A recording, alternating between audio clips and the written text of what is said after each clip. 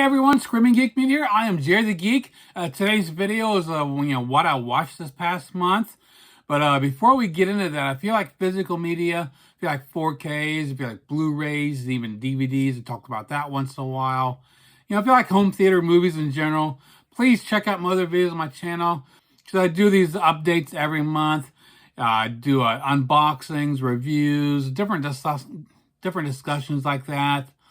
Check out my other videos on my channel, like, subscribe, turn your bell notifications on, and always feel free to comment below, let me know what you think of anything.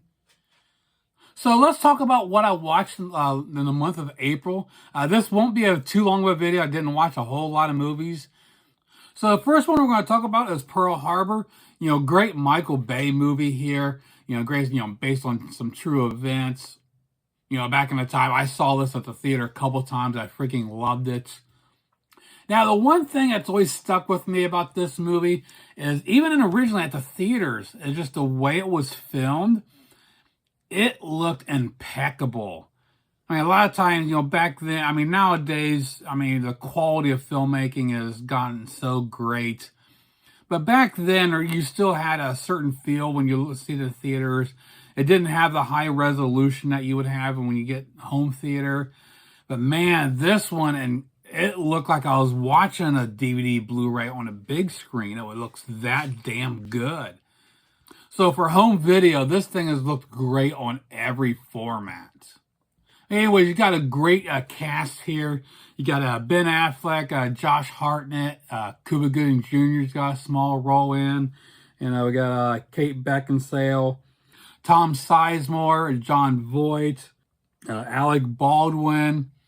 And also it's funny because back right before I watched this, I'd watched Chill Factor, which had a Cuba Gooding Jr. in it. And also had another guy that played a bad guy. I can't remember his name. But he also has a small role in this. So it's kind of funny the two of them hooked up again. Then you got the music score done by Hans Zimmer, which to me was just like icing on the cake. And also, when you watch this, you want to crank up the audio because it's just got a phenomenal track. And this is one of those, back some of the Disney and Fox titles back then on Blu-ray, they used the uncompressed audio track, which is, so much better than what your Dolby Digital did. You just get so much more punch to it. So as much as I'd like to see this get a 4K, which being Disney, I don't see that happening. The downside is they would probably do a Dolby Atmos mix, which they'd probably screw it up. Because if you follow me, as good as Dolby Atmos can be, where they lack in quality is the bass management. Majority of the Atmos tracks hardly have any bass whatsoever, and you flip them over to the DTS and it'll just just knock your socks off. So with this one having such a great track as it is, I have a feeling that the 4K, they'd probably fuck it up and, not do it justice. But maybe if it does come in 4K, maybe they'll give us a couple options and, have a Dolby and a DTS. I'm hoping that'll happen because DTS still beats the pants off of Dolby. Everyone's always, oh, Dolby Atmos, Dolby Atmos. Oh man, it's the best out there. Ah, bullshit. You're full of it. This Atmos can be good, but for some reason, their tracks choose to leave the bass out of it. When I'm watching movies with explosions and stuff, I want my house, I want the house shaking. And this does it, and Atmos 9 times out of 10 does not do it. So this was a great way to kick off the month of April, because this is the very first movie I watched in the month. This is definitely one of the movies I had to use as a demo disc because the visual quality, the audio, everything kicks ass. So this is a must-have for any collection out there. Now, after Pearl Harbor, I didn't watch too many more movies. I basically had this big break. I was going to the TV, which we'll get that in a couple of minutes. So the rest of these movies were just done in the last few days. And the next up is Notting Hill. And if you follow me, I've talked about this, many times. I've watched the DVD, feels like a million times. I just wore that damn thing out. And I finally got this Blu-ray just last year. And I think the 4K is coming out as well. I don't know if I might upgrade it. Looks pretty good. Being a comedy, I don't know. I don't think I need a 4K, so this will be good. But anyway, this has always been my favorite rom-com. It's such a fun movie. Julia Roberts, Hugh Grant. I think one of the reasons this hits the home with me is because, it deals with every ordinary guy, falls in love with a celebrity. And like, as kids, who out there has never dreamt about falling in love with a celebrity? So I think that's what's so special about this, because it's something that a lot of us have dreamed about. So yeah, I've always loved Notting Hill. Next up, we've got Reign of Fire. Oh, awesome dragon movie here. It has Christian Bale, Matthew McConaughey, Gerard Butler's in it. And this is another Disney release that was released under Touchstone Entertainment. It basically revolves around living in a world where dragons have taken over, and humans have kind of almost been obliterated. So I've always loved this movie. I'd like to see this get a 4K, but again, being Disney, I doubt that would. I would recommend picking up the Blu-ray here because it does look pretty good. And audio-wise, it's got the uncompressed audio track, so it's phenomenal. So Reign of Fire, another very good movie that you must have in a collection. Now, next up is I just watched this yesterday morning. I decided to go back a ways. I go back to Blues Brothers. Classic comedy, action, a little bit of everything in this. This is from John Landis. Dan Aykroyd, John Belushi. Always want to say Jim Belushi, but it was John Belushi. So yeah, Blues Brothers, you really can't go wrong here. Plus, this 4K actually has both versions on. It has a theatrical version and an extended version as well. Plus, also has a DTSX. So the audio is pretty good. And of course, it's more of a musical, so it's got, great music score to it. All the songs. I mean, this thing is, looks and sounds incredible. Another quick little tidbit about this is, right at the end when they go to this, to pay that bill off, the taxes, and the clerk working was actually Steven Spielberg. So I thought that was pretty funny that he had a little cameo in that. So after Blues Brothers, that got me things like, what else do I have with that is made by John Landis? So pulling up the database, I pulled up John Landis. I was like, oh, I have that one. I was like, oh, I forgot that was his. So I was like, you know what? I'm going to have a John Landis day. So I followed up, Blues Brothers with John Landis, his first movie he ever made, Schlock. I've talked about this on my channel before because I had a DVD and I finally upgraded to Blu-ray a couple years ago. And I grew up with this movie on VHS. I freaking love this.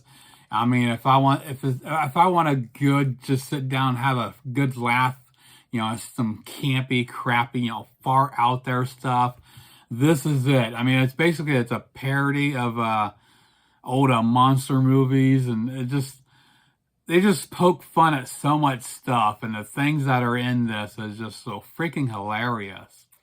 I mean, a lot of times you might, watch it and it's like, man, something happens, you're like, that's fucking stupid, but it's funny. It just works. And a great thing about this, the Schlock character is actually done by John Landis. He actually was in the gorilla suit, which is actually like Rick Baker's first gorilla suit he'd ever made.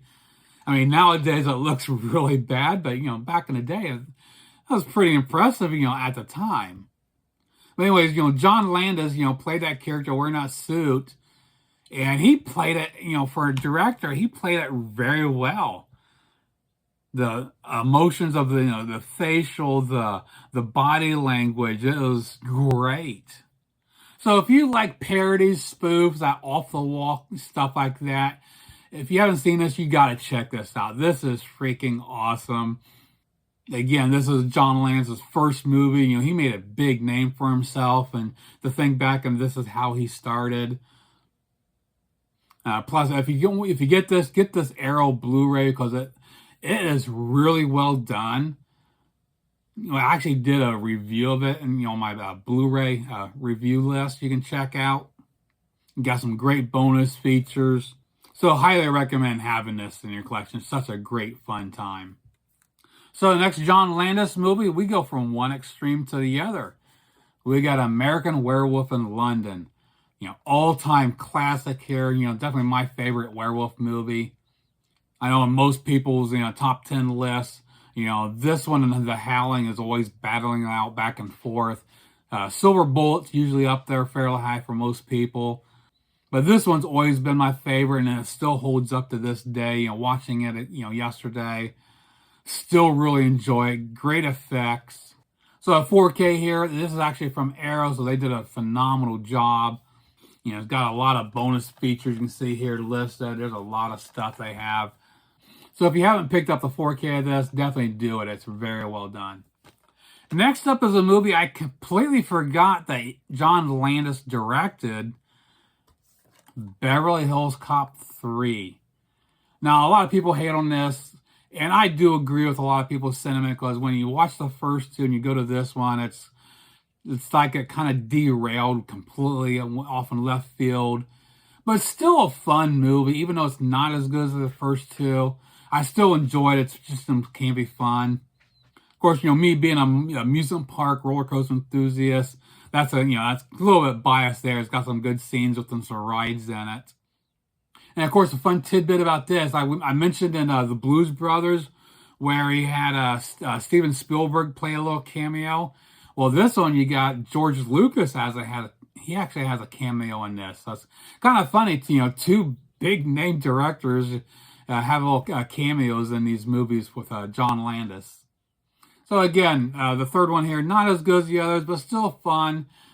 I usually watch the whole trilogy all together, but being I was doing a John Landis days, I was like, oh, I'll just pull this out by itself and do it. And the final John Landis movie I did yesterday, Animal House. Now, I just watched this a couple months ago, I think. I was like, oh, what the hell? I had just enough time. I was like, well, let's go ahead and watch it again. I'm not afraid to watch this over and over, because this is a freaking classic. It's an iconic movie.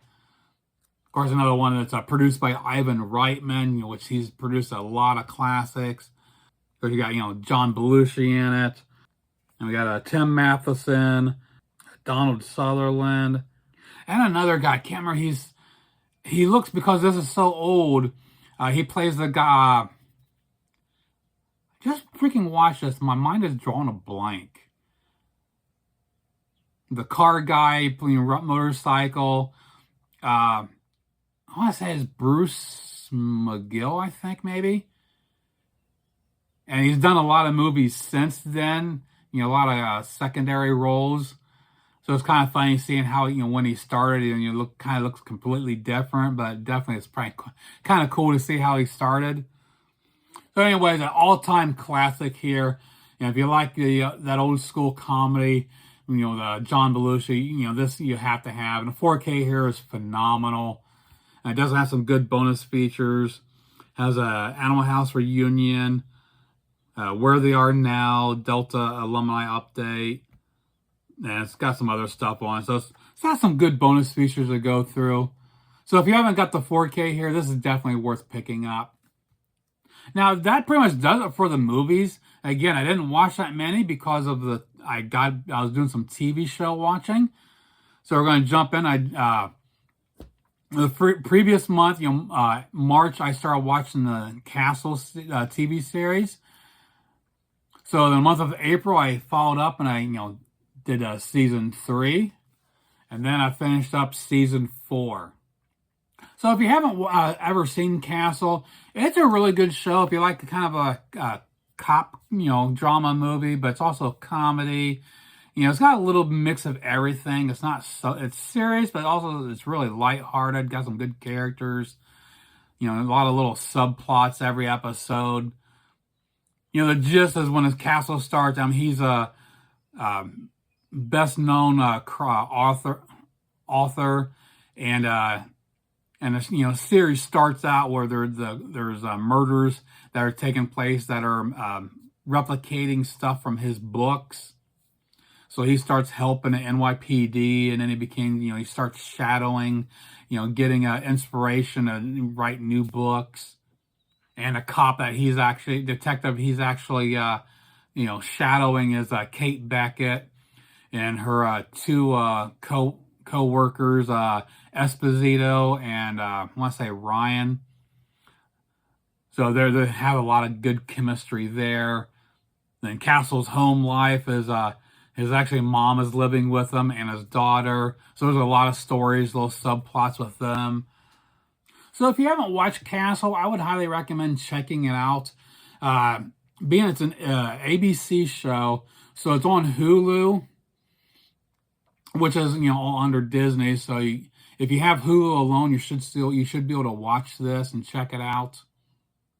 But the DVDs are available. Actually there's 8 seasons. They're all available. So if you want to pick them up, they're still there. You can get. I've got all 8, so I'm going to be going through the rest of them here in this next month or so. So that pretty much wraps it up for what I watched in the month of April. Please comment below. Let me know what you think of what I watched. What are some of the things that you watched? And, some of your favorite stuff. Do you have stuff out there that you like watching over and over? Do you have some TV shows you like to binge watch? For me, that's how I like doing TV shows, is it's hard for me just to pick out one episode here or there. So if I'm going to watch, I just pull out and start from the beginning and just binge watch the whole damn thing. I wasn't sure if I was going to do a monthly report on what I watched, because I hadn't, up until a few days ago, I'd only watched, one movie, and then Castle. Then I finally was like, what the hell, let's watch a few more movies so I can give me something to talk about. Because I like doing these monthly watch videos, because as I see other YouTubers out there, sometimes I see them pop up on Instagram or stuff they're watching. And I like it because sometimes they pop up stuff that maybe I've never heard of or forgot about. I'm like, oh man, I gotta go check that out. Because a lot of content creators only talk about all the new stuff come out. They don't really talk about old stuff that's sitting on a shelf that no one knows about. So that's why I like these videos and want to talk about and maybe get your juices flowing, as Ken would say. I try picking out some obscure titles that you might not know about. At the same time, I got a lot of comfort movies where if I'm just looking for something to watch I don't care about, I'll pop something I just watched, a month or two ago. So I have a lot of those. I still plan on doing a video talking about comfort movies. So I hope you enjoyed this video. Please check out my other videos on my channel. Like, subscribe, turn your bell notifications on, and we'll see you soon. Geek out.